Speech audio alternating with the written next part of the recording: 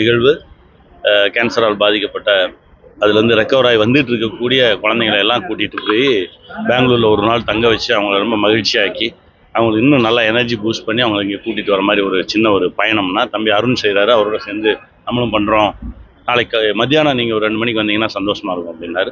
நான் வந்துடுறேன் தம்பி, எனக்கு இந்த பிள்ளைங்களெல்லாம் பார்க்கணுன்னு ரொம்ப ஆசை. சின்ன சின்ன சந்தோஷம் தானே வாழ்க்கை.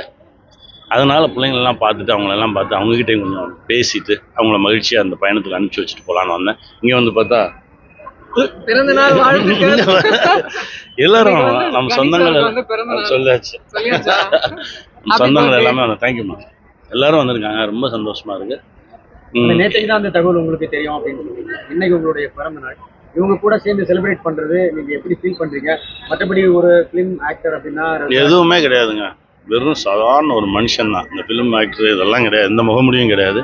சாதாரண மனுஷனா, ஒரு சக நண்பனா இந்த பிள்ளைங்களெல்லாம் பார்த்து அவங்கள்ட்ட பேசணும், பழகணும், அவங்களோட இருக்கணும் அப்படின்றது மட்டும்தான் வந்தேன். வேறு ஒன்றுமே இல்லை. சரி, நான் இன்னும் பார்ப்பேன். இப்போ அவங்க வந்து பார்த்தேன், அவங்க முகத்தில் பல சந்தோஷங்கள் பார்க்குறேன். அவங்களுக்கு இப்போ தான் ரோஸ் கொடுக்க சொன்னாங்க, கொடுத்தேன். இன்னும் கொஞ்சம் நேரம் கழிச்சு அவங்களோட பேசிகிட்டு இருந்துட்டு அப்படியே கிளம்புறேன். பிள்ளைங்களை பார்த்தாலே தெரியல எவ்வளோ ஹாப்பியாக இருக்காங்கன்னு. எல்லாமே சரியாக இருக்குங்க. கேன்சர்ன்றதெல்லாம் ஒரு விஷயமே கிடையாது. அது எல்லாமே சாதாரண ஒரு விஷயம் தான். அது அழகாக கடந்து வந்துடலாம்.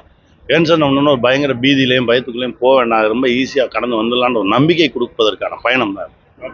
Thank you sir.